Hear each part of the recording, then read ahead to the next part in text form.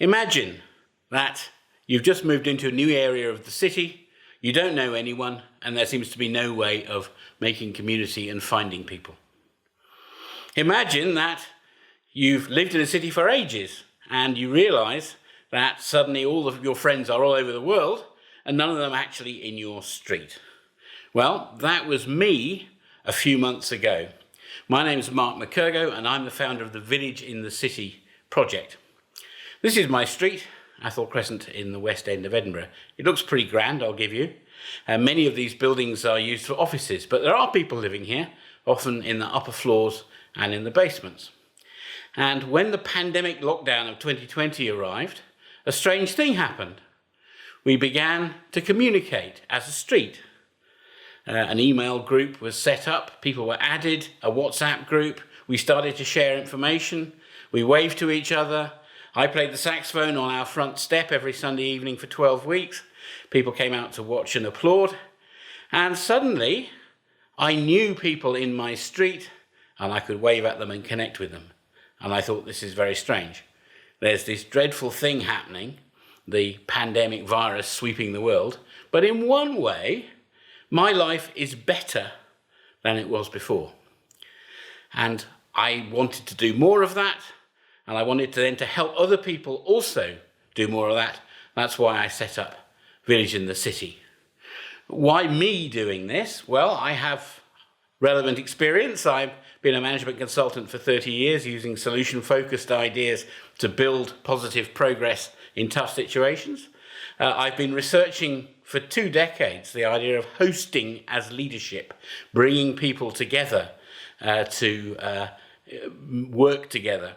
And I've done a TEDx talk at TEDxKazimierz about that, in fact. And I've also been part of the Sunday Assembly movement, so-called godless church movement, where we set up communities to bring people together in a non-religious way to sing together, hear interesting talks and reflect on life. Village in the City is important because it's an counterbalance to the amazing global communication that we have. At the moment, we can talk to nearly anybody in the world using the internet.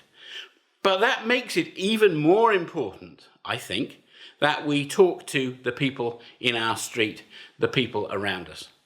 We get cross-generational conversations. We get cross-demographic conversations. We talk to people who aren't quite like us, who don't share all of our interests. And that's good because it stretches our experience, it stretches their experience, and it begins to address some of the divisions, potentially, that are around in society today. It's an important way to build resilience in your community, and it's also an important way to empower groups of citizens to make things better for themselves. That's why I think Village in the City is a really crucial thing for right now. What is a village in the city? Well, it's a small patch. I think you can walk across it in about 10 minutes maximum. It's a few streets maybe. It's not a local government area or an official thing. It's people working together to make their place better in an inclusive way, in a way that develops and brings in everybody who lives in that particular patch of the world. I like to say it's micro-local in that way. Of course, there are millions of such places potentially in the world. I think there are at least 50 potential villages in the city of Edinburgh in Scotland alone, where I live. So this is a ground-up, bottom-up thing that I am presenting tools, ideas, options and connections to build villages in the city. And it's free of charge to join in and get involved and learn from our tools and our experiences. We want to hear from people. So I sat down and wrote a manifesto for Village in the City, and I think there are 6 key elements that a village needs in order to make itself a community. One is communication between the people. The next is inclusivity. It's for everybody who's there. Then you need hosts, village builders to join in and actively move people together.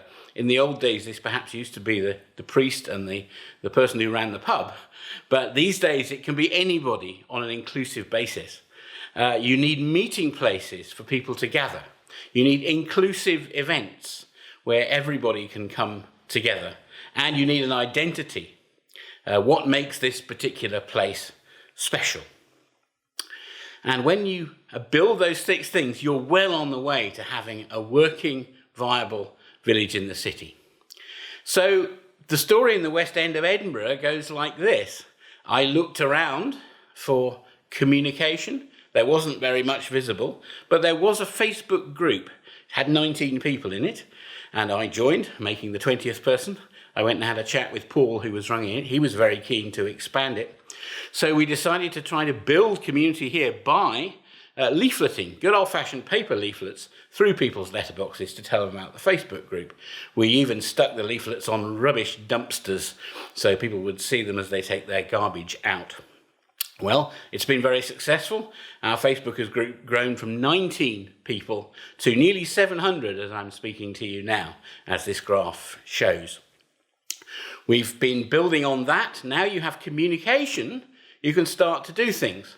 Of course, we can't bring lots of people together right now, but we've been setting up things like self-guided walks, where people can walk around, discover the area, take photographs. We have a monthly photograph competition. We're getting the local traders involved and connecting them who need support in these troubled times with the local community. And it's been going fantastically well. And it's not just here in the west of Edinburgh. We have people signing up all over the world. I have here some statements from other village builders who've connected with our project. Randy Bretz is in Lincoln, Nebraska. His village didn't even have a name before the pandemic started, but it's called Rousseau now, the Rousseau neighborhood in Lincoln, Nebraska. And people have been connecting and gathering there in a similar way to they have here in Edinburgh. And Randy says, I truly believe in the village in the city philosophy. When we get to know one another more than just drive by and wave, we help each other, we watch out for each other, we accept and understand each other. Absolutely. And going the other way, Sophia in Bulgaria. Here is Leia Davcheva in the Dragolevci district of Sophia. And she and her neighbours have been gathering, first of all, to turn an unloved triangle of rubble in the street into a garden. And she's finding that that's really bringing them together. She says, Village in the City came onto our radar and gave a good, meaningful push to our emerging awareness of the social aspects of turning this unloved piece of garden land into a garden. Now we're making another transformative step forward, sharing the garden harvest, exploring the area and connecting and greeting people. So it's a project that anyone can join in with. It's a project that you can connect with. If you have a community and you want to make it better, join in with us and find out some ideas. If you don't have a community yet in your little patch of your city, then join us and find some ways of starting.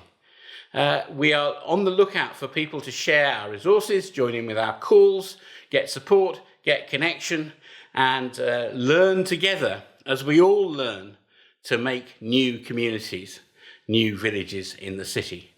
The world is global these days, but the counterbalance to that and the way we keep on to our humanity is to also make the future micro-local. Thank you.